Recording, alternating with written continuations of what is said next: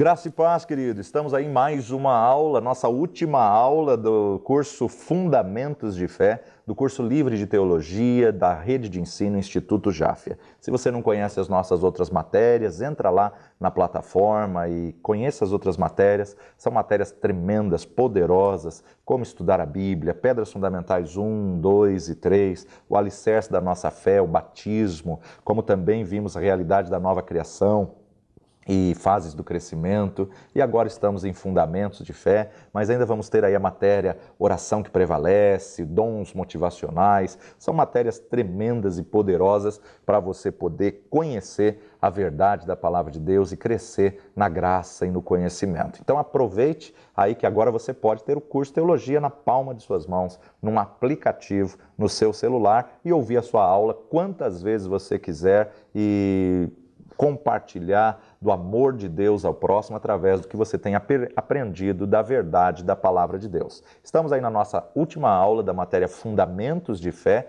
e hoje nós vamos estar falando um pouquinho sobre a fé versus sentimentos. É isso aí, a fé versus sentimentos. Por quê? A fé nunca pode estar baseada em sentimentos, né? Porque andamos por fé e não por vista. Então a fé ela é uma força espiritual. Paulo vai nos dizer em 1 Coríntios 2,14, ora, o homem natural não compreende as coisas do Espírito de Deus, porque lhe parecem loucura, e não pode entendê-las, porque elas se discernem espiritualmente. Paulo está mostrando que o homem natural, não nascido de novo, ou o crente andando pelos 5 sentidos, ele não pode entender as coisas do Espírito. Milagre não se explica, milagre se vive. Então muitas pessoas querem compreender como que a fé age, como que a fé funciona. A fé, ela é, na verdade, o firme fundamento das coisas que se esperam e a prova das coisas que não se veem.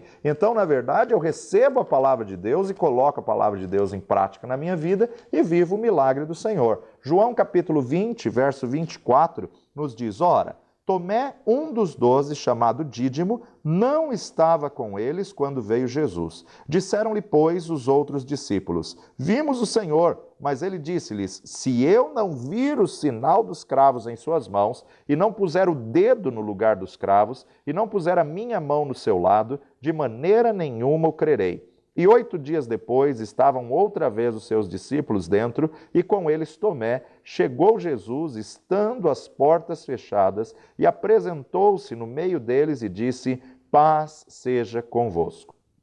Depois disse a Tomé, põe aqui o teu dedo e vê as minhas mãos, chega a tua mão e põe-na no meu lado, não sejas incrédulo, mas crente. Tomé respondeu e disse-lhe, Senhor meu e Deus meu, disse-lhe Jesus, porque me vistes, Tomé, crestes? Bem-aventurados que não me viram e creram.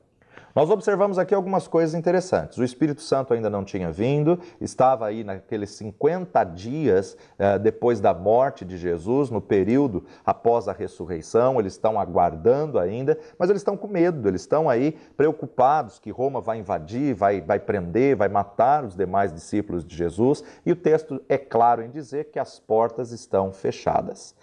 Nada na Bíblia está por acaso. Jesus entra naquele ambiente com as portas fechadas, isso já nos representa um corpo glorificado, isso já nos representa um corpo que ultrapassa a parede, ultrapassa a porta, ultrapassa todas as coisas. As portas estavam fechadas, mas isso não foi impedimento para Jesus glorificado, porque agora ele já recebeu de volta os seus atributos que ele tinha aberto mão para vir a essa terra em carne e sangue. Outra coisa muito interessante, nós vemos aqui agora a onipotência, onipresença e onisciência do nosso Senhor Jesus Cristo. A segunda pessoa da divindade, o Deus Filho que se fez carne e habitou entre nós, agora ele recebe de volta os seus atributos, quando na verdade Tomé ouviu, Jesus está vivo, Jesus apareceu no nosso culto, Tomé tinha faltado no culto, e Tomé então vai dizer, não, se eu não vir e colocar o dedo nas suas feridas, onde os cravos perfuraram,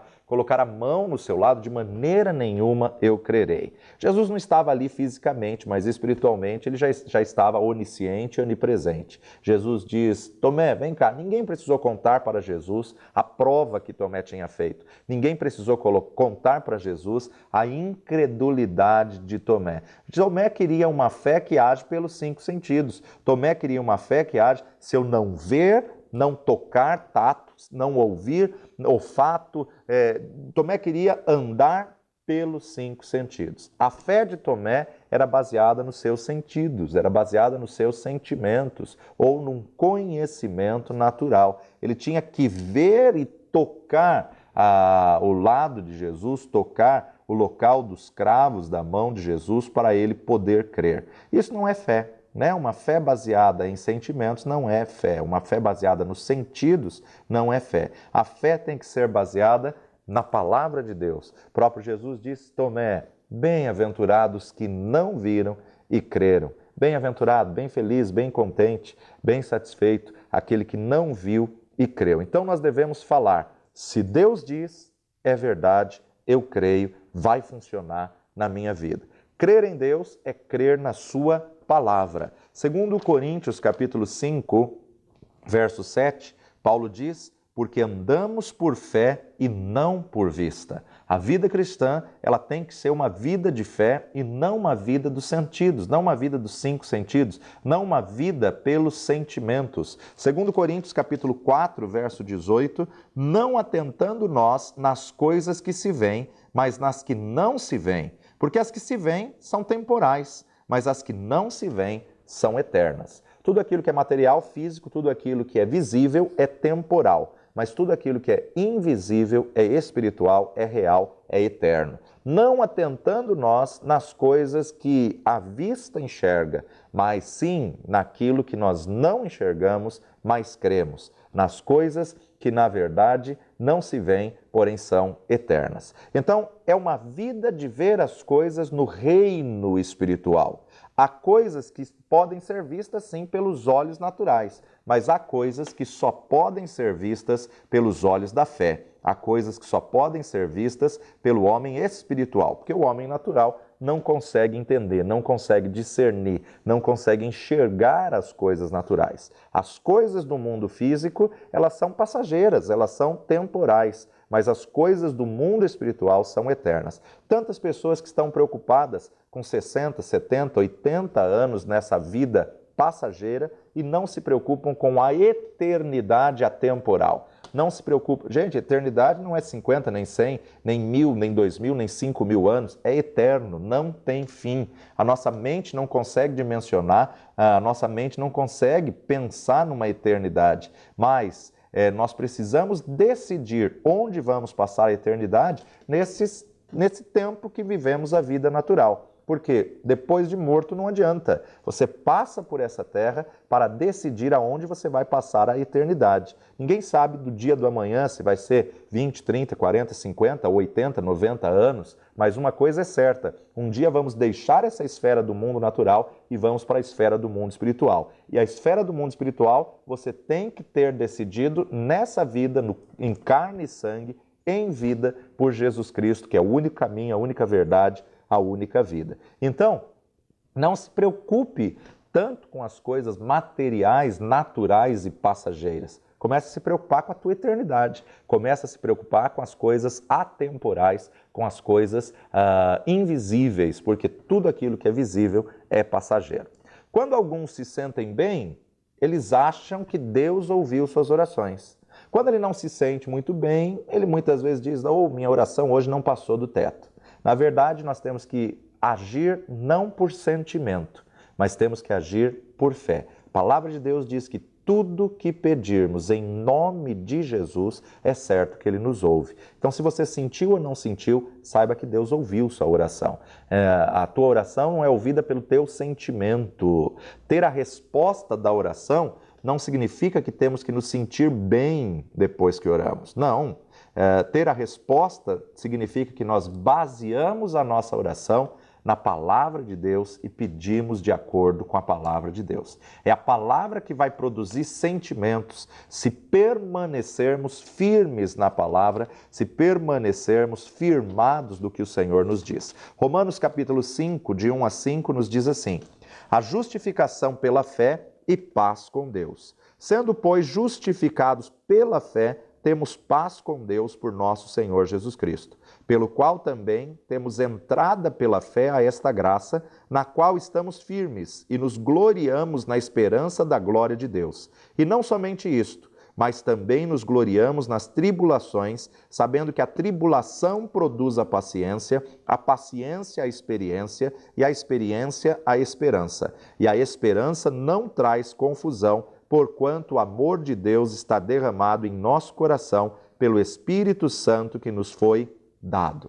Paulo nos apresenta aqui uma sequência. Paulo nos apresenta aqui a esperança, ou seja, temos entrada pela fé a esta graça. Agora, Paulo nos diz que a tribulação é que vai gerar, é que vai produzir a paciência. Então, na verdade, por isso que Tiago vai nos dizer, bem feliz, bem contente, bem-aventurado passardes por várias tribulações. Porque a tribulação, ela desenvolve em você a paciência. E a paciência, ela vai desenvolver em você experiência. E a experiência traz esperança, e a esperança não traz confusão. Então, essa é a equação de Deus. Tribulação gera paciência, paciência gera experiência, experiência gera esperança. Quando permanecemos na palavra, as suas promessas se cumprem, criando assim em nós sentimentos, criando assim em nós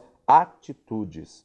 Smith Wigglesworth, um grande homem de Deus, um grande homem que viveu tremendos milagres, ele declarou: eu não posso entender o Senhor Jesus Cristo pelos meus sentimentos. Eu só posso entender Deus, o Pai e Jesus Cristo pelo que a palavra diz sobre eles. Deus é tudo que a palavra diz que Ele é.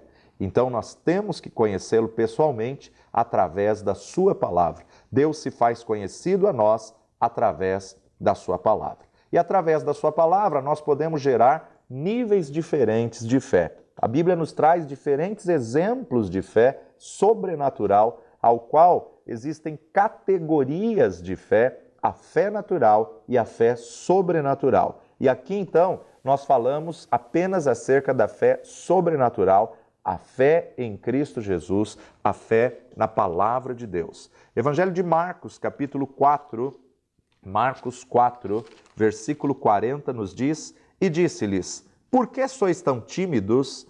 Ainda não tendes fé? Jesus estava com seus discípulos dentro do barco e os discípulos o despertaram. Mestre, mestre, não se te dá que morramos?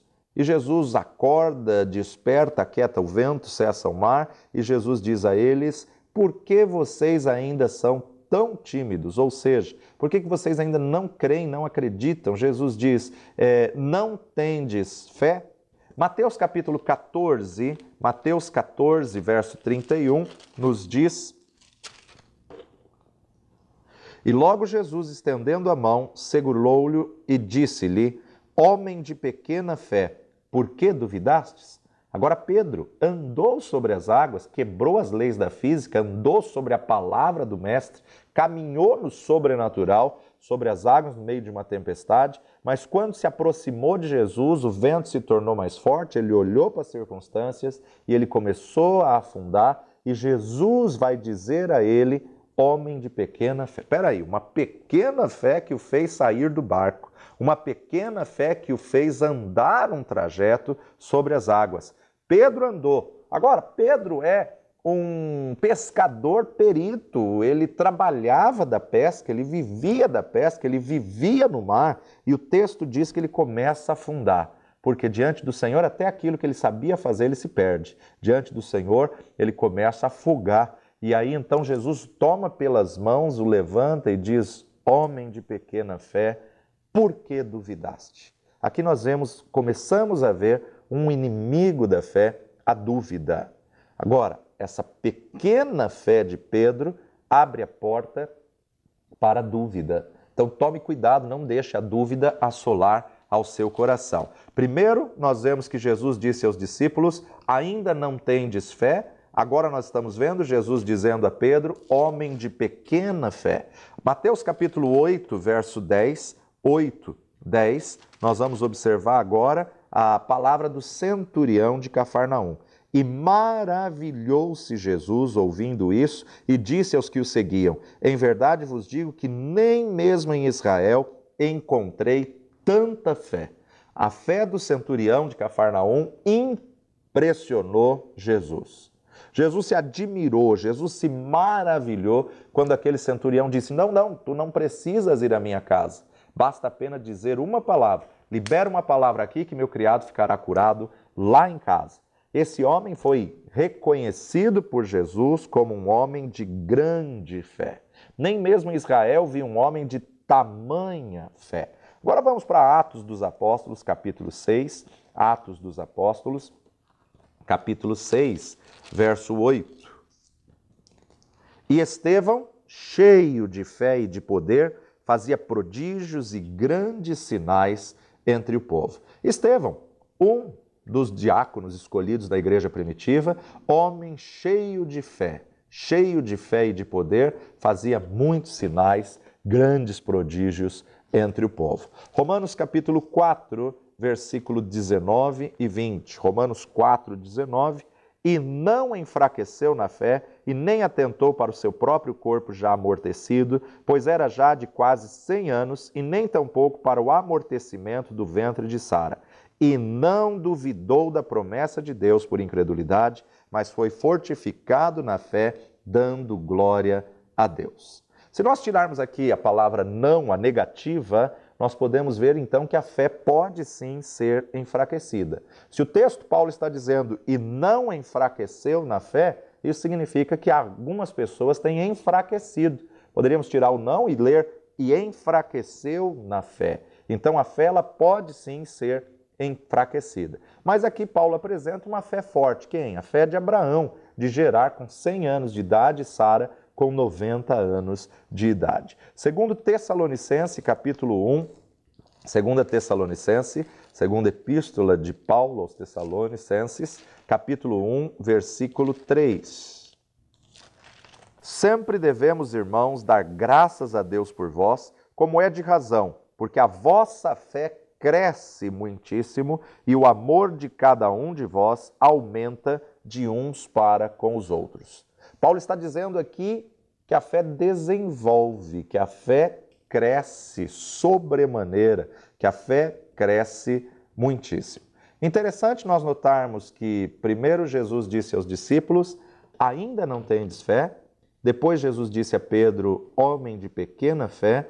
Depois, a palavra de Deus nos diz que Jesus se impressiona com a fé do centurião e a palavra define Estevão como homem cheio de fé. E agora, Paulo nos dizendo: a fé pode crescer, porque a vossa fé cresce muitíssimo. A grande verdade é que quando aceitamos Jesus como Senhor e Salvador, recebemos metron, a mesma medida. Agora, essa mesma medida pode desenvolver, essa mesma medida pode crescer, essa mesma medida você pode chegar à estatura de santíssima fé. Mas para chegar a isso, você tem que vencer os inimigos da fé. E eu quero identificar aqui 6 inimigos da fé. Olha só, 1 de Timóteo, capítulo 6, versículo 12, Paulo vai nos dizer: milita boa milícia da fé, toma posse da vida eterna, para a qual também fostes chamados, tendo já feito boa confissão diante de muitas testemunhas. Paulo está escrevendo a Timóteo e ele diz: milita boa milícia. Quando uma batalha é boa? Quando que uma guerra é boa? Quando você tem certeza da vitória, quando você tem certeza do resultado. Então Paulo está dizendo que a batalha da fé é uma boa batalha. Em outra tradução diz: peleja a boa peleja da fé. Ou seja, somente pelo combate da fé é que você vencerá. 1 de Coríntios, capítulo 15, verso 57, 15:57, Paulo diz: mas graças a Deus que nos dá a vitória por nosso Senhor Jesus Cristo.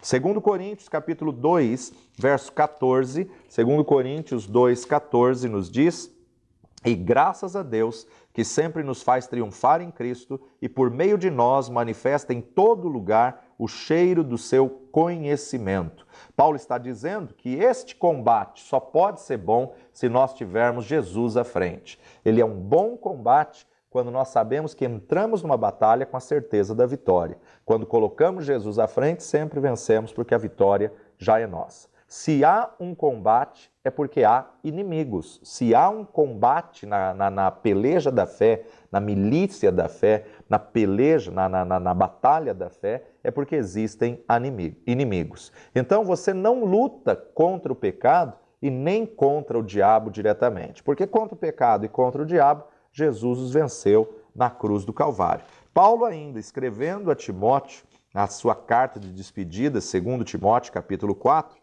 no verso 7, Paulo diz: combati o bom combate, acabei a carreira, guardei a fé. Paulo sabia como lutar e vencer. Isso não imuniza, não isenta Paulo de lutas, de batalhas, de adversidades, muito pelo contrário. O problema não é passar por problemas, o problema é o que você faz com o problema que você está passando. Se Satanás puder separar você da palavra, então, na verdade, ele te venceu. Por quê? A palavra é a fonte de fé. De sorte que a fé vem pelo ouvir e ouvir pela palavra de Deus. Muitas pessoas, sutilmente, na hora da luta, da prova, na hora da adversidade, da tempestade, do tsunami espiritual, vão deixando a palavra de lado e aí, então, ela não consegue ter vitória. Porque se o diabo consegue te separar da tua fonte de fé, que é a palavra, então ele pode te enfraquecê-lo e pode te manter em derrota. Então existem alguns inimigos da fé ou alguns passos para você perder o combate da fé. O primeiro deles, sem entender a nova criação, sem entender a realidade da nova criação. Por isso, se você não fez a matéria Realidade da Nova Criação, entra lá na plataforma, adquira essa matéria para você poder entender a realidade da nova criação. Porque o não entendimento da tua realidade em Cristo pode te manter em escravidão. Não, eu não sou digno, não, eu não sou merecedor. Eu sou pecador, eu sou miserável. Não, eu mereço passar por essa prova, por essa luta. Olha só, 2 Coríntios capítulo 5, versículo 17 a 21. Assim que, se alguém está em Cristo, nova criatura é. As coisas velhas já passaram e eis que tudo se fez novo. E tudo isso provém de Deus, que nos reconciliou consigo mesmo por Jesus Cristo e nos deu o ministério da reconciliação. Isto é, Deus estava em Cristo reconciliando consigo o mundo, não lhes imputando os seus pecados, e pôs em nós a palavra da reconciliação. De sorte que somos embaixadores da parte de Cristo, como se Deus por nós rogasse. Rogamo-vos, pois, da parte de Cristo, que vos reconcilieis com Deus. Aquele que não conheceu pecado, o fez pecado por nós, para que nele fôssemos feitos justiça de Deus. A falta do entendimento da realidade da nova criação pode manter você em derrota. Deus não somente perdoou os seus pecados, como também ele te fez nova criatura. Somente alguém perdoado, sem ter recebido um novo espírito, morrerá e irá para o inferno. Por quê? Porque não crê que Jesus, pela graça, sois salvos por meio da fé. Se você não tem fé que Jesus pode perdoar os teus pecados, que Jesus pode te limpar, te salvar e te fazer uma nova criatura, então, na verdade, você não tem salvação por não ter fé. Então, pela graça, vamos lá. Efésios capítulo 2, verso 10. Porque somos feitura sua, criados em Cristo Jesus para as boas obras, as quais Deus preparou para que andássemos nela. A nova criatura ela é feita por Deus e ele faz tudo para o bem. Em segundo lugar, a falta de entendimento da realidade do que ele é em nós. Não só da realidade de quem você é em Cristo, mas da realidade do que Jesus é em nós e do que nós somos nele. Esse é o segundo inimigo da fé. Efésios 1:7, em quem temos a redenção pelo seu sangue, a remissão das ofensas, segundo as riquezas da sua graça. Em quem? Em Cristo Jesus temos a redenção. Redenção no original da palavra é o perdão total. Pelo sangue de Cristo Jesus, ele nos perdoou de todos os pecados. Então a redenção já é fato. A redenção já está consumado. 1 Coríntios capítulo 1, verso 30, 1:30 nos diz: mas vós sois dele em Jesus Cristo, o qual para nós foi feito por Deus sabedoria e justiça e santificação e redenção, para que, como está escrito, aquele que se gloria, glorie-se no Senhor. Isto é, o que você é e o que você tem em Cristo Jesus. Gálatas capítulo 4, de 1 a 7, Gálatas 4, de 1 a 7, o Evangelho isenta-nos da lei. Digo, pois, que todo o tempo em que o herdeiro é menino, em nada difere do servo, ainda que seja senhor de tudo, mas está debaixo de tutores e curadores até o tempo determinado pelo Pai. Assim também nós, quando éramos meninos, estávamos reduzidos à servidão, debaixo dos primeiros rudimentos do mundo. Mas vindo a plenitude dos tempos, Deus enviou seu Filho, nascido de mulher, nascido sob a lei, para remir os que estavam debaixo da lei, a fim de recebermos a adoção de filhos. E porque sois filhos, Deus enviou aos nossos corações o Espírito de seu Filho que clama, Abba, Pai. Assim que já não és mais servo, mas filho. E se és filho, és também herdeiro de Deus por Cristo. És também herdeiro de Deus por Cristo. Então, Paulo nos mostra que o nosso relacionamento com o Pai tem que ser de pai para filho, de filho para com pai. Ele já não nos chama mais de servos. Existem mais de 130 versos no Novo Testamento mostrando o que nós somos em Cristo Jesus. E esses versos transformarão a nossa vida se você aprender a meditar em cada um desses versos. Eu quero ler apenas alguns com você. Atos dos Apóstolos, capítulo 17, verso 28. Porque nele vivemos e nos movemos e existimos, como também alguns de vossos poetas disseram, pois somos também sua geração. Romanos capítulo 6, versículo 6. Sabendo isto, que o nosso velho homem foi com ele crucificado, para que o corpo do pecado seja desfeito, a fim de que não sirvamos mais ao pecado. Romanos capítulo 8, verso 1. Portanto, agora nenhuma condenação há para os que estão em Cristo Jesus, que não andam segundo a carne, mas segundo o Espírito. Romanos 1, 17. E se somos filhos, somos logo herdeiros também, herdeiros de Deus e co-herdeiros de Cristo. Se é certo que com ele padecemos, para que também com ele sejamos glorificados. Romanos 8, 37. Mas em todas estas coisas somos mais do que vencedores por aquele que nos amou, porque estou certo de que nem a morte, nem a vida, nem os anjos, nem os principados, nem potestades, nem o presente, nem o porvir, nem a altura, nem a profundidade, nem alguma outra criatura nos poderá separar do amor de Deus que está em Cristo Jesus, nosso Senhor. 1 de Coríntios, capítulo 6, verso 11. 1 Coríntios 6, 11. E é o que alguns têm sido, mas haveis sido lavados, mas haveis sido santificados, mas haveis sido justificados em nome do Senhor Jesus e pelo Espírito de nosso Deus. Nós já fomos justificados em o nome do Senhor Jesus Cristo, pelo sacrifício dele na cruz do Calvário, nós somos novas criaturas. Gálatas capítulo 3, versículo 13 e 14.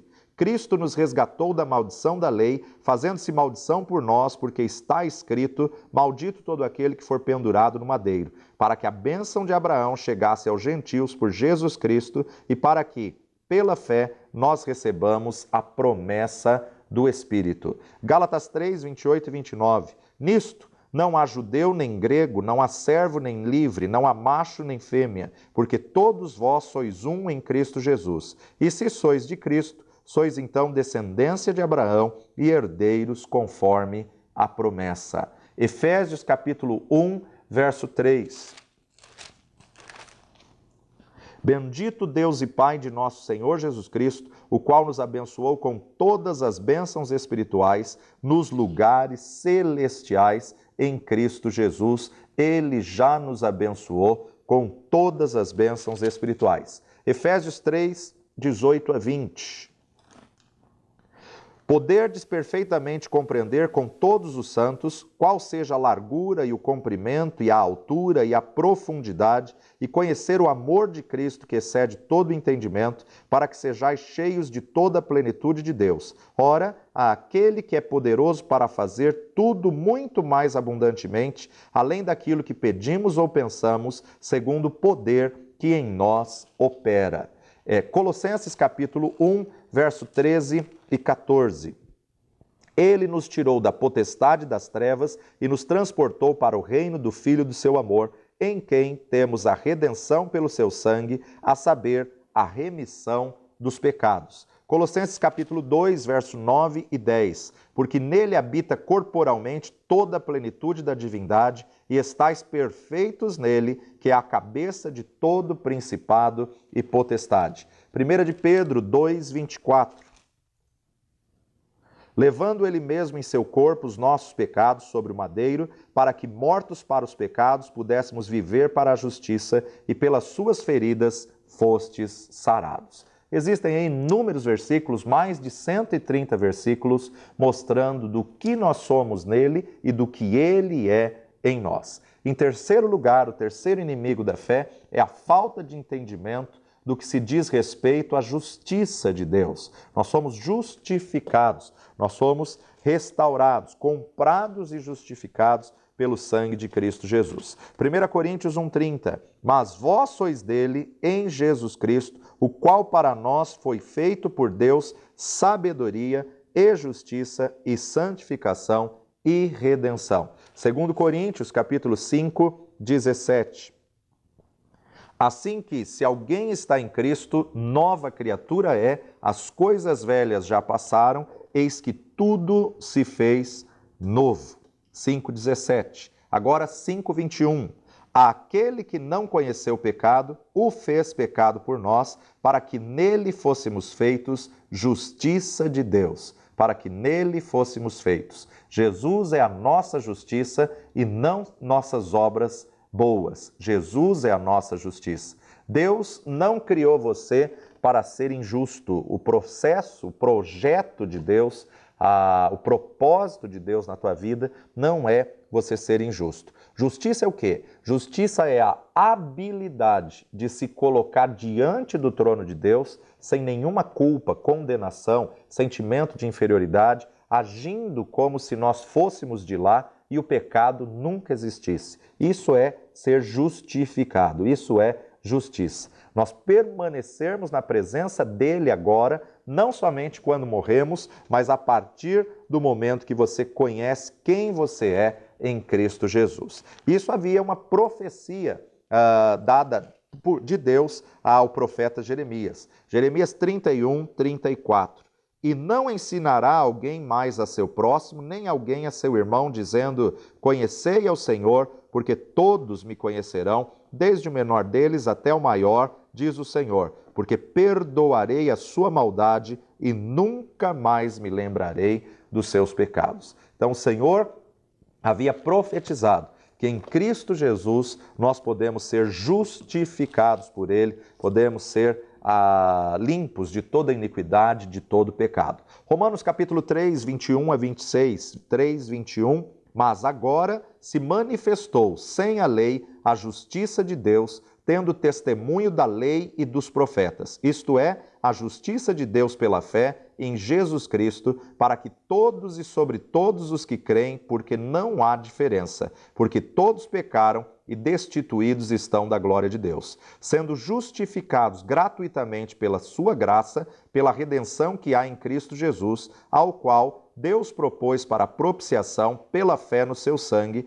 para demonstrar a sua justiça pela remissão dos pecados dantes cometidos sob a paciência de Deus, para a demonstração da sua justiça neste tempo presente, para que ele seja justo e justificador daquele que tem fé em Jesus. Então nós vemos aqui que o Senhor nos justificou, a remissão dos nossos pecados, a remissão dos pecados para o pecador. A grande verdade é que o mundo ímpio, o pecador, ainda não sabe disso. O mundo ainda acha que Deus é inimigo deles ou eles são inimigo do mundo. E a falta do conhecimento de que em Cristo você pode ser justificado muitas vezes afasta a pessoa do Senhor, afasta a pessoa da salvação, do senhorio de Jesus, da mensagem, das boas novas do Evangelho. Por isso que temos que ir por todo mundo e pregar o Evangelho a toda criatura, mostrando que em Cristo Jesus podemos reatar a nossa aliança com Deus. Por isso João declara em 1 de João 1,9,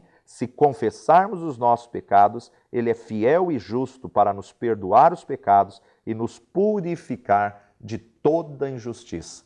Há perdão quando há confissão, há perdão quando há arrependimento, há perdão quando você chega diante de Deus e confessa o seu pecado e se arrepende do seu pecado. O quarto inimigo da nossa fé é a falta do uso apropriado do nome de Jesus. A falta do uso apropriado do nome de Jesus, João capítulo 16, verso 23 e 24. E naquele dia nada me perguntareis. Na verdade vos digo que tudo quanto pedirdes a meu Pai, em meu nome, ele vô-lo há de dar. Até agora nada pedistes em meu nome. Pedi e recebereis, para que a vossa alegria se cumpra. Todo crente tem direito de receber as bênçãos de Deus dos céus, usando o nome de Jesus, não por merecimento, não por mérito, não por você merecer, mas porque Jesus conquistou isso na cruz do Calvário, e Ele mesmo diz, tudo quanto pedirdes em meu nome.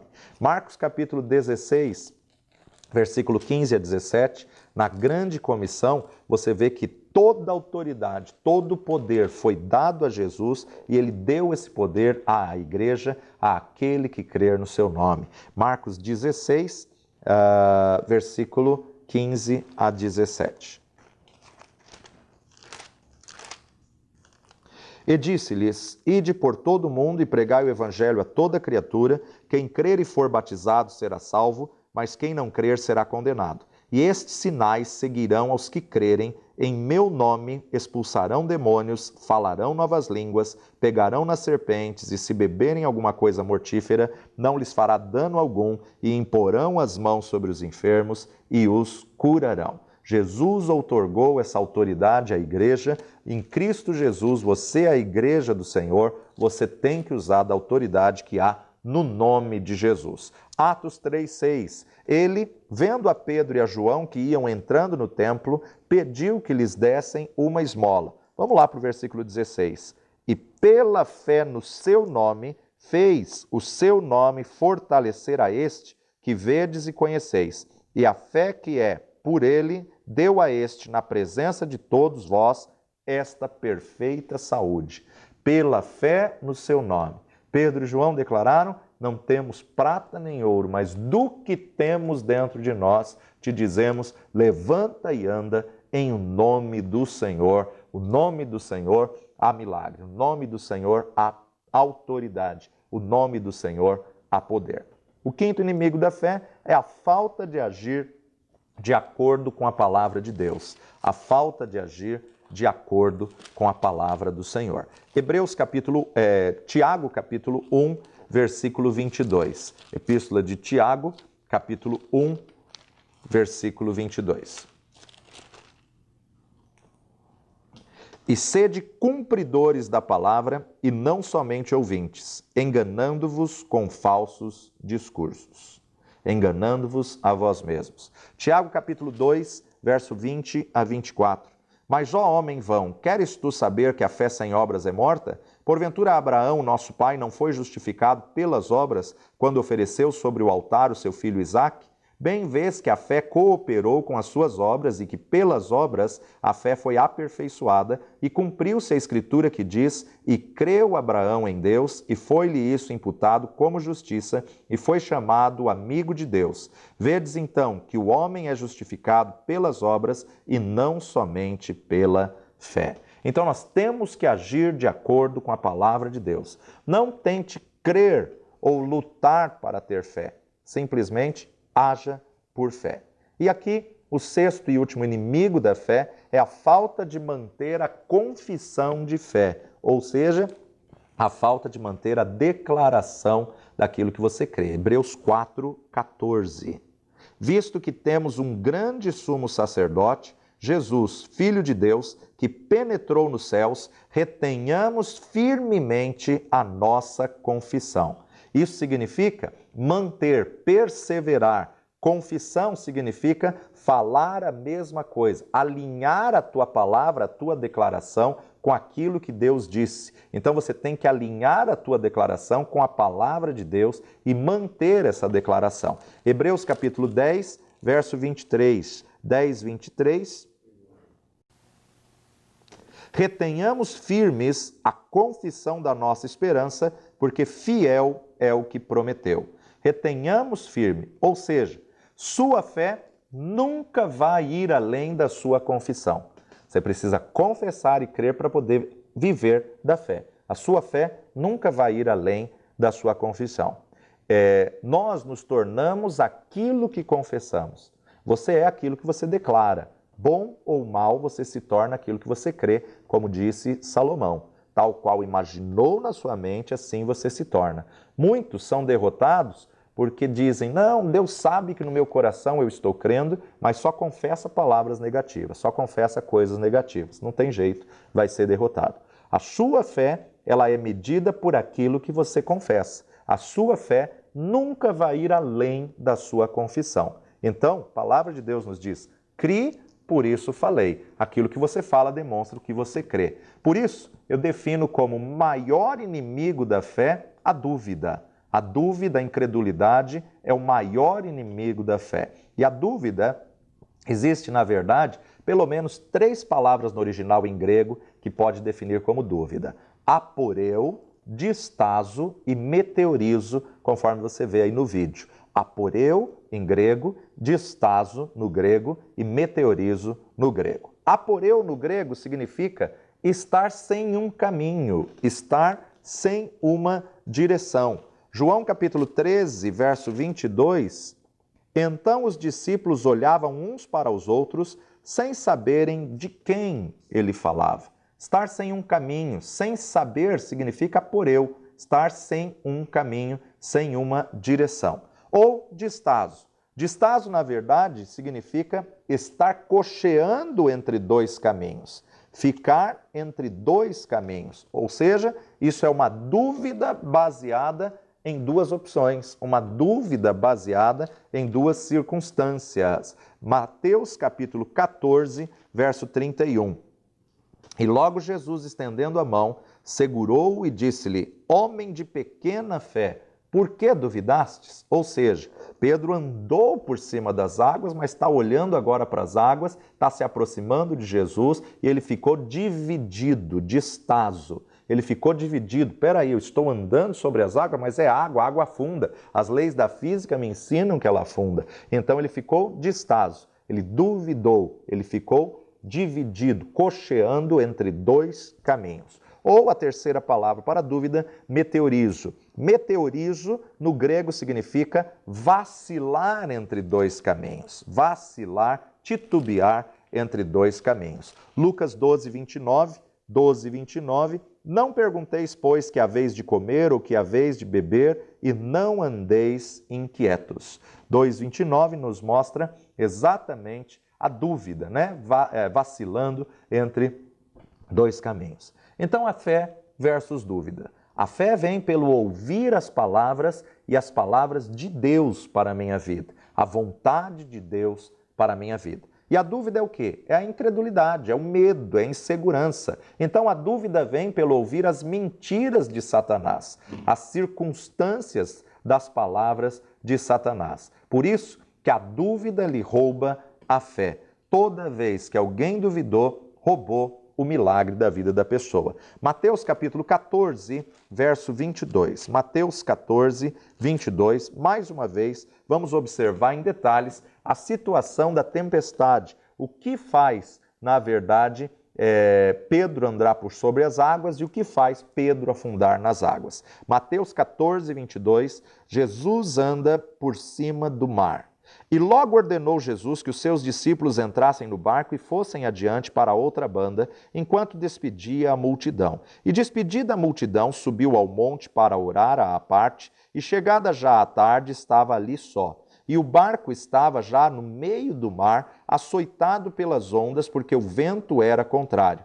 Mas à quarta vigília da noite, dirigiu-se Jesus para eles, caminhando por cima do mar. E os discípulos, vendo-o caminhar sobre o mar, assustaram-se, dizendo: é um fantasma, e gritaram com medo. Jesus, porém, lhes falou logo, dizendo: tende bom ânimo, sou eu, não temais. E respondeu-lhe Pedro e disse: Senhor, se és tu, manda-me ir ter contigo por cima das águas. E ele disse: vem.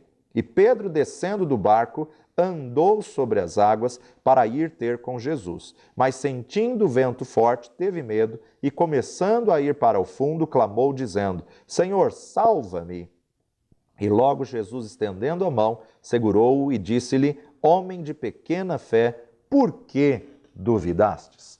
Os discípulos vieram na frente, os discípulos tomaram o barco e vieram adiante, e de repente, no meio da tempestade, do vento forte, eles olham para o mar e Jesus está andando por cima das águas, Jesus está andando sobre as águas. E de repente os discípulos gritam: é um fantasma, e Jesus diz: não, sou eu.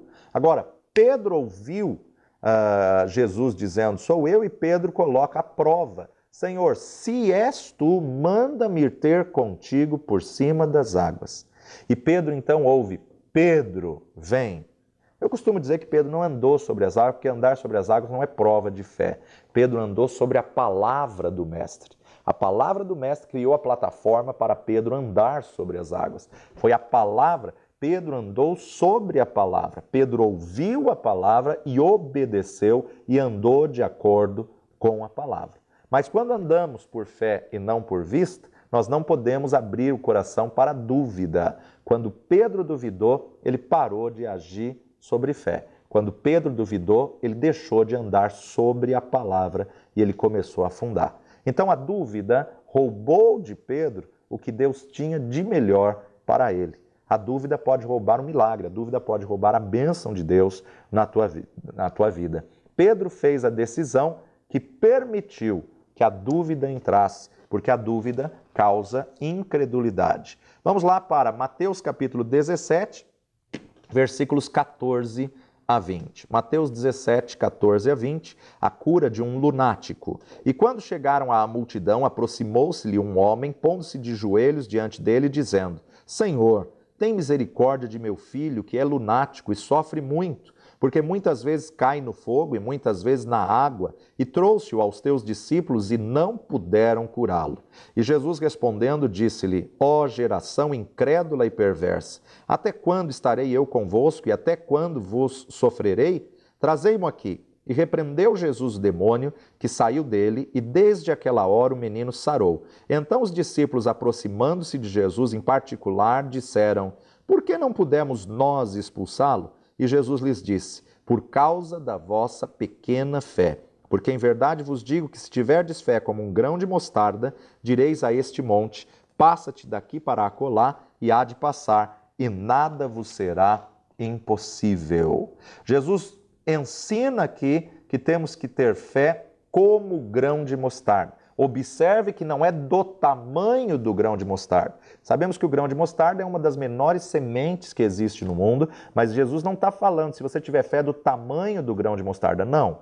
Como o grão de mostarda. O que significa se tiverdes fé como o grão de mostarda? Ou seja, o grão de mostarda ele pode pegar numa pequena porção de terra e ele vai gerar uma hortaliça. Ele não precisa de uma porção grande de terra. O que Jesus está querendo dizer é que se você se apegar em uma pequena porção da palavra de Deus, se você pode nem conhecer o todo da palavra, mas se você se agarrar numa pequena porção, assim como o grão de mostarda gera uma grande hortaliça, assim também a tua fé vai ter um resultado eficaz. Se você encontrou a palavra de Deus e tem uma palavra rema para uma situação, se agarre nessa pequena porção, mesmo que você ainda não entenda. Haja por fé, ande por fé, caminhe por fé e viva o seu milagre. Vamos ver agora como Jesus acalmou a tempestade. Marcos capítulo 4, 35 a 40.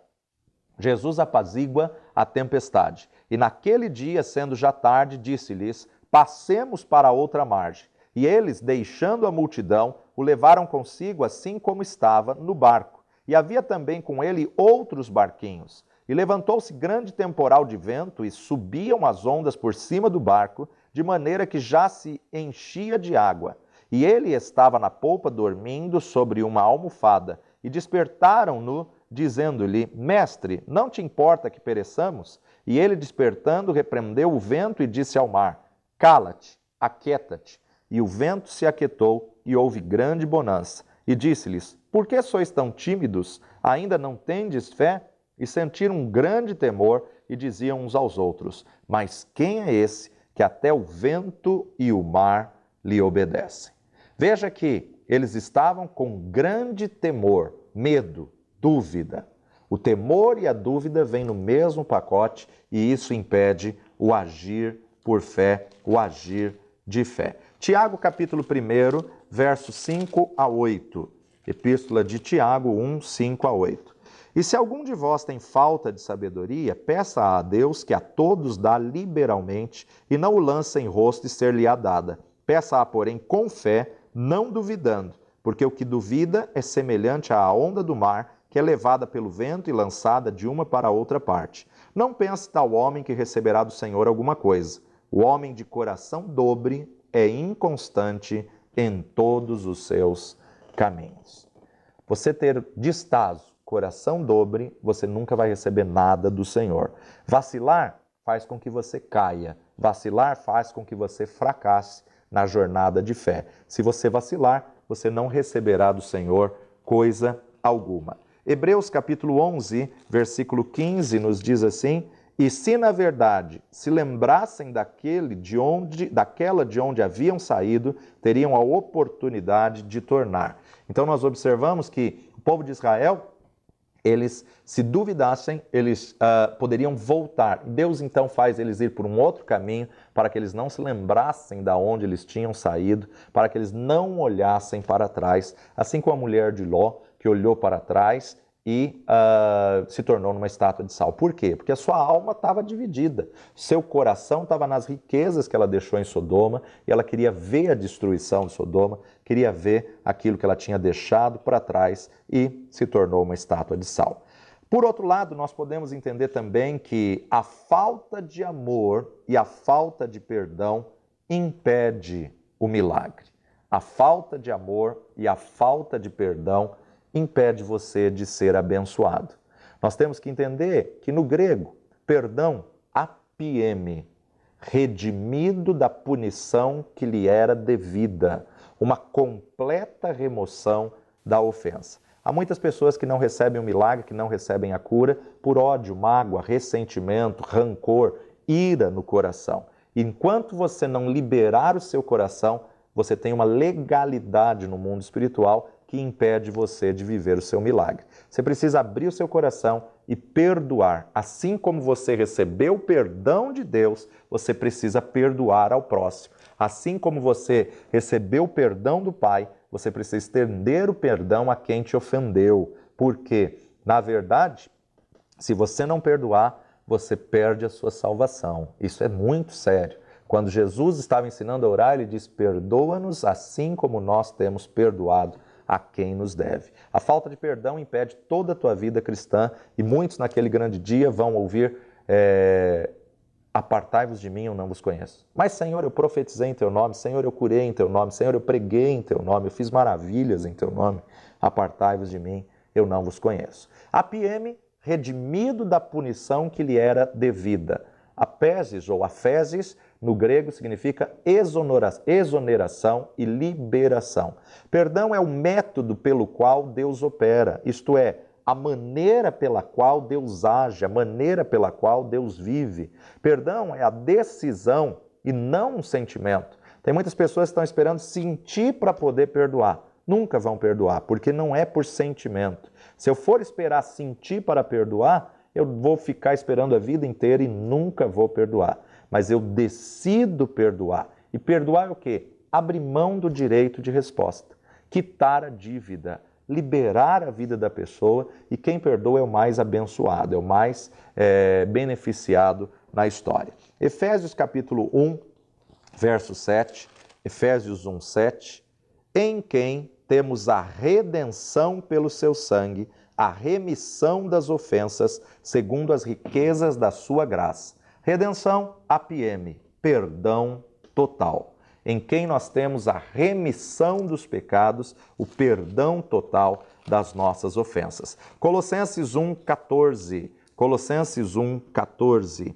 Em quem temos a redenção pelo seu sangue, a saber, a remissão dos pecados. A remissão dos pecados. A Feges, a exoneração, a liberação dos pecados. Romanos capítulo 5, versos 8 a 10. Romanos 5, 8 a 10. Mas Deus prova o seu amor para conosco em que Cristo morreu por nós, sendo nós ainda pecadores. Logo, muito mais agora, sendo justificados pelo seu sangue, seremos por ele salvos da ira. Porque se nós, sendo inimigos, fomos reconciliados com Deus pela morte de seu Filho, muito mais, estando já reconciliados, seremos salvos pela sua vida. Muito mais, estando já reconciliados, seremos salvos pela sua vida. Então nós somos reconciliados com Deus, então nós temos que perdoar ao próximo para podermos viver o milagre e a bênção de Deus. Para terminarmos, Jesus ensinou muito sobre o perdão, Jesus demonstrou muitas situações e em muitas delas estava coligada o agir de fé com o perdão, ou seja, a resposta do milagre através de você liberar o seu coração. Lucas capítulo 7, Evangelho segundo Lucas capítulo 7, verso 36 a 50. A pecadora que ungiu os pés de Jesus.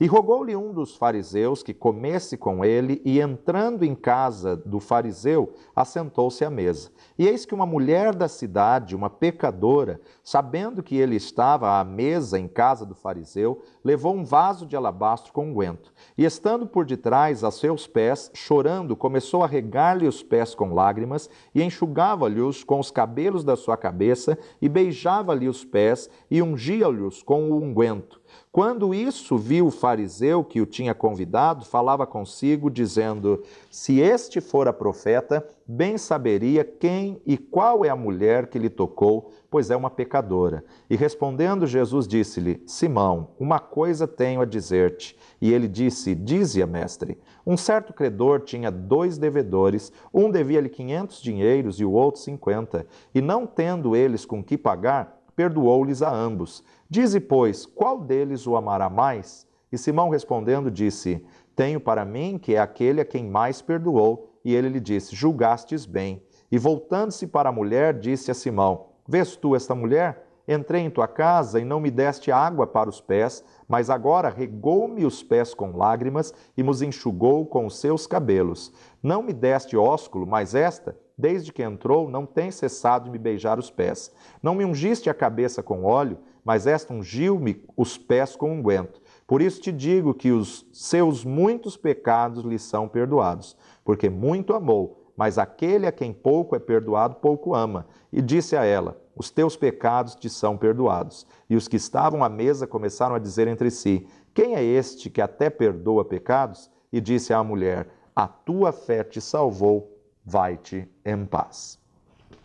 Muita coisa tem sido pregada de maneira confusa acerca aí das Marias, né? Nós temos que entender que são diversos homônimos na palavra de Deus e são diversas Marias no contexto dos 4 evangelhos. Essa mulher não tem nada a ver com a Maria de Betânia, com a Maria, irmã de Marta e Lázaro, que também faz algo paralelo. Mas nós temos que observar aqui o foco, isso é uma outra mensagem que a gente vai ter numa outra oportunidade, temos que observar aqui o foco, que Jesus está falando sobre a importância do perdão. Quem muito é perdoado, muito ama. Quem muito é grato pelo perdão que recebeu, ama mais. Mas algo interessante nós observamos aqui, que Jesus demonstra o perdão que essa mulher recebe pela atitude que ela tem de poder molhar, ungir os pés de Jesus e enxugar com seus cabelos. Mateus capítulo 6, versos 14 e 15. Mateus capítulo 6, versos 14 e 15. Porque se perdoardes aos homens as suas ofensas, também vosso Pai Celestial vos perdoará a vós. Se, porém, não perdoardes aos homens as suas ofensas, também vosso Pai vos não perdoará as vossas ofensas. Os discípulos tinham perguntado: Mestre, ensina-nos a orar. Jesus acaba de ensinar a oração do Pai Nosso e liga a oração do Pai Nosso ao perdão. Se perdoardes aos homens a vossa ofensa, as suas ofensas, também vosso Pai Celestial vos perdoará a vós. Porém, se não perdoardes, se você perdoar a falta dos outros, você será perdoado pelas suas. Mas o oposto também é verdade. Se você não perdoar a falta dos outros, você também não será perdoado das suas. Será que alguém fez tão mal para você, mais do que você tem feito a Deus com seus pecados, com a sua incredulidade, com as suas atitudes? Então, na verdade, nós necessitamos de perdoar ao próximo para desfrutarmos do perdão de Deus. A falta de perdão pode impedir o agir de fé. Lucas capítulo 6, verso 37. 6:37. Não julgueis e não sereis julgados. Não condeneis e não sereis condenados. Soltai e soltar-vos-ão. Ou, dependendo da sua tradução, perdoai e perdoar-vos-ão. Perdoai e sereis perdoados. Lucas capítulo 17, versículos 3 e 4. Olhai por vós mesmos, e se teu irmão pecar contra ti, repreende-o, e se ele se arrepender, perdoa-lhe. E se pecar contra ti 7 vezes no dia, e 7 vezes no dia vier ter contigo, dizendo, arrependo-me, perdoa-lhe. Disseram então os apóstolos ao Senhor, acrescenta-nos a fé. Então, se o seu irmão pecar contra ti 7 vezes no dia, o mesmo pecado, e 7 vezes se arrepender, perdoa-lhe. Deus, na verdade, não coloca nenhuma justificativa que possa impedir você de perdoar alguém. Todos nós carecemos, necessitamos perdoar ao próximo para que possamos desfrutar do perdão de Deus. Mateus 18, 21 a 35. Mateus 18. Então Pedro, aproximando-se dele, disse, Senhor, até quantas vezes pecará meu irmão contra mim e eu lhe perdoarei? Até 7. Jesus lhe disse, não te digo que até 7, mas até 70 vezes 7. A parábola do credor incompassivo. Por isso o reino dos céus pode comparar-se a um certo rei que quis fazer contas com seus servos. E começando a fazer contas, foi-lhe apresentado um que lhe devia 10.000 talentos. E não tendo ele com que pagar, o seu senhor mandou que ele e sua mulher e seus filhos fossem vendidos com tudo quanto tinha, para que a dívida se lhe pagasse. Então aquele servo, prostrando-se, o reverenciava, dizendo, Senhor, seja generoso para comigo e tudo te pagarei. Então o senhor daquele servo, movido de íntima compaixão, soltou-o e perdoou-lhe a dívida. Saindo, porém, aquele servo encontrou um dos seus conservos que lhe devia 100 dinheiros e, lançando mão dele, sufocava-o, dizendo, paga-me o que me deves. Então o seu companheiro, prostrando-se a seus pés, rogava-lhe, dizendo, seja generoso para comigo e tudo te pagarei. Ele, porém, não quis, antes foi encerrá-lo na prisão, até que pagasse a dívida. Vendo, pois, os seus conservos o que acontecia, contristaram-se muito e foram declarar ao seu senhor tudo o que lhe passara. Então o seu senhor, chamando-o à sua presença, disse-lhe, servo malvado, perdoei-te toda aquela dívida porque me suplicastes. Não devia tu, igualmente, ter compaixão do teu companheiro, como eu também tive misericórdia de ti? E indignado seu senhor, o entregou aos atormentadores, até que pagasse tudo o que devia. Assim vos fará também meu Pai Celestial, se de coração não perdoares cada um a seu irmão as suas ofensas. Pedro está se aproximando de Jesus e Pedro pergunta, devo perdoar até 7 vezes? Jesus diz, não digo até 7, mas até 70 vezes 7, que foi aí o maior grau de condenação do Antigo Testamento. Agora nós observamos aqui uma parábola contando de 2 servos. Um servo mau que foi perdoado de milhões e não pôde perdoar centavos de um conservo. Um servo mau que foi perdoado de milhões e não soube perdoar. E por causa disso, o Senhor o toma. Depois da liberdade, o Senhor o prende e o lança aos atormentadores. O que isso representa? Isso representa a vida daquele cristão que, conhecendo a Deus, tem dificuldade de perdoar, que mesmo conhecendo a Deus e tendo sido perdoado por Deus, não consegue perdoar ao próximo. Ele pode até desfrutar de uma liberdade por um tempo nessa vida, mas se ele não resolver a questão do perdão no seu coração, a mágoa, o ressentimento, a ira, ele pode ir para as trevas, ele pode ir para o inferno. Há somente 2 momentos que nós devemos perdoar: quando nós cometemos um delito para com o outro e quando o outro comete um delito para conosco. Ou seja, sempre, em todo o tempo, nós temos que perdoar. Não há motivo, não há razão para reter ou impedir o perdão ao próximo. Gálatas capítulo 5, verso 6, porque em Jesus Cristo nem a circuncisão nem a incircuncisão tem virtude alguma, mas sim a fé que opera pelo amor. Quem perdoa, ama, e quem ama, perdoa. Então nós temos que operar em amor e perdoar ao próximo, temos que operar em perdão. Mateus capítulo 5, versículo 23, Mateus capítulo 5, verso 23 e 24. Portanto, se trouxeres a tua oferta ao altar, e aí te lembrares de que teu irmão tem alguma coisa contra ti, deixa ali diante do altar a tua oferta, vai, reconcilia-te primeiro com teu irmão, e depois vem e apresenta a tua oferta.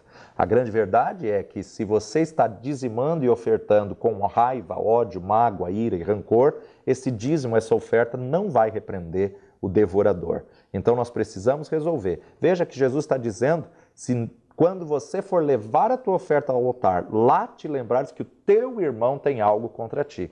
Ele já está levando em consideração que você não tem nada contra ninguém. Ele já está levando em consideração que você já resolveu a sua questão. Mas agora, se você lembrar que o teu irmão tem algo contra ti. Estamos vivendo uma geração que tem muita dificuldade em perdoar. Cuidado, que isso pode ser um alqueire de Satanás, isso pode ser uma situação que o diabo tem colocado para impedir você de viver o milagre do Senhor e viver uma vida de fé. Para encerrarmos, Mateus capítulo 11, verso 25 e 26. Quando estiverdes orando, perdoai, se tendes alguma coisa contra alguém, para que vosso Pai que está nos céus vos perdoe as vossas ofensas. Mas se vós não perdoardes, também vosso Pai que está nos céus vos não perdoará as vossas ofensas. Então Jesus está dizendo acerca do perdão. Ele próprio precisou perdoar aqueles que estavam crucificando para que ele pudesse ter a ressurreição. Ele próprio não podia guardar mágoa, ressentimento e ódio na hora da cruz do Calvário. Tanto é que o seu clamor a Deus é: Pai, perdoa-lhes porque não sabem o que fazem. Então nós vemos que ele não só ordena que nós exercitemos o perdão, como ele é o maior exemplo de perdão para as nossas vidas. Os versículos que ensinam sobre como você viver por fé, eles só vão funcionar se você estiver vivendo uma vida de perdão contínuo. Se você viver uma vida de perdão em amor. Então, a importância de entendermos que o alicerce da fé é a palavra de Deus. A fonte que gera a fé é a palavra de Deus. De sorte que a fé vem pelo ouvir e ouvir pela palavra de Deus. Mas sede praticantes e não somente ouvintes. Você tem que colocar a palavra de Deus em prática na sua vida, porque se você agir contra a palavra de Deus, pode impedir o agir de fé e uma vida de vitória. Pode abrir portas na tua vida para dúvidas, para pensamentos entre 2 caminhos e assim vai impedir a tua vitória da fé. A falta de amor, a falta de perdão, o ressentimento, ódio, mágoa, ira pode impedir o agir de fé na sua vida. Viva uma vida de milagres, viva uma vida segundo a palavra de Deus e tenha a resposta de Deus na tua vida. Vamos orar. Em nome de Jesus, Senhor, nós te agradecemos pela tua palavra e clamamos que o teu Espírito, que convence do pecado, do juízo e da justiça, venha convencer os teus filhos do perdão e venha nos ajudar, ó Pai, a tomar essa decisão de limparmos o nosso coração e decidirmos liberar vidas que nos ofenderam, nos machucaram, nos feriram. Decidirmos, ó Pai, perdoar para recebermos o perdão do Senhor e agirmos em fé no nome precioso de Jesus. Amém e amém. Assim você concluiu mais uma matéria do curso Livre de Teologia do Instituto Jáfia, da Rede de Ensino Instituto Jáfia. Fique conosco, temos muitas outras matérias na nossa plataforma e faça uma outra matéria e seja abençoado. Tenho certeza que essa matéria abençoou sua vida, seu ministério, seu chamado e que você possa colocar em prática e multiplicar isso, passando para outras pessoas aquilo que você tem aprendido. Faça os exercícios, leia a apostila e ministre isso na vida de alguém. Deus te abençoe. Até a próxima matéria.